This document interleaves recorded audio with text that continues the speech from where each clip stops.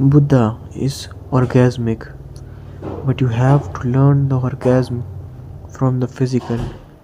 You have to go from ABC. There are people who want to jump to XYZ and they don't know anything about ABC.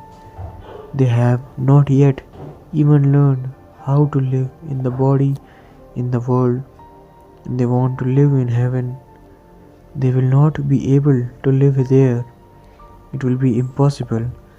Just think of yourself. If you are by accident welcomed into heaven, what will you do there? You will be there as miserable as you are here. Maybe more miserable, because there life will be more thrilling. There will be more exploration, more love, more intensity in everything. There will be more passion.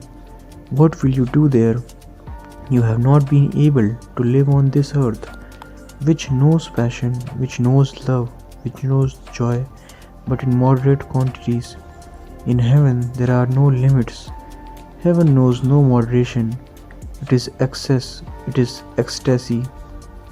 Start learning how to be unconditional. For small conditions, people miss much.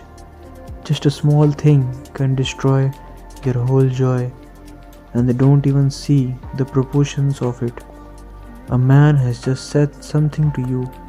It hurts, and the man has always been beautiful and you have loved the man, but he has just uttered a word and it hurts, and the friendship is broken.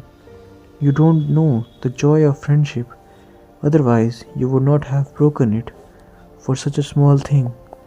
For trivial, you have been living with your wife beautifully, and just a small thing, just a small negativity from her, and bridges are broken, and you start thinking of divorce. Petty things, meaningless things go on destroying because you can't live. Naturally, you are afraid of life.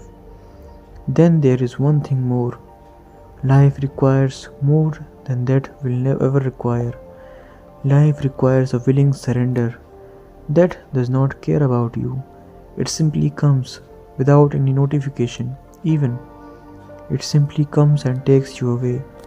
It drags you. You are not asked. Your cooperation is not asked. Death pays no respect to you and gives not even a single moment's time to prepare. It happens. Life is more respectful towards you. It gives you time. It gives you freedom to choose. It gives you opportunities to cooperate and or not to cooperate. Hence the fear. The fear of life is really fear of your own self. You know yourself that you are going to miss. Knowing yourself the way you are, your fear is perfectly on the right track. It says the way you are going to miss. Life will bring a challenge and you will shrink. Just a few days before, a young man came to me from the west. I was looking into his head and into his heart. His heart was ready for sannyas, but his head was not ready.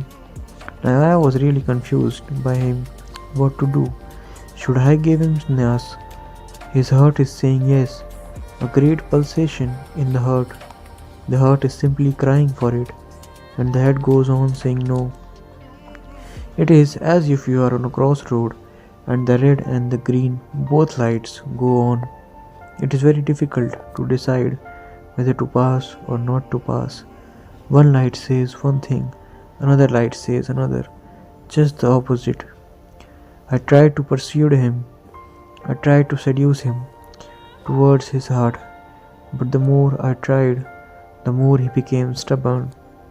The more the head became stubborn, the heart was joyous. When I was trying to persuade him to take the jump, the heart was taking such leaps of joy. The heart was becoming a big flame. It was almost tangible.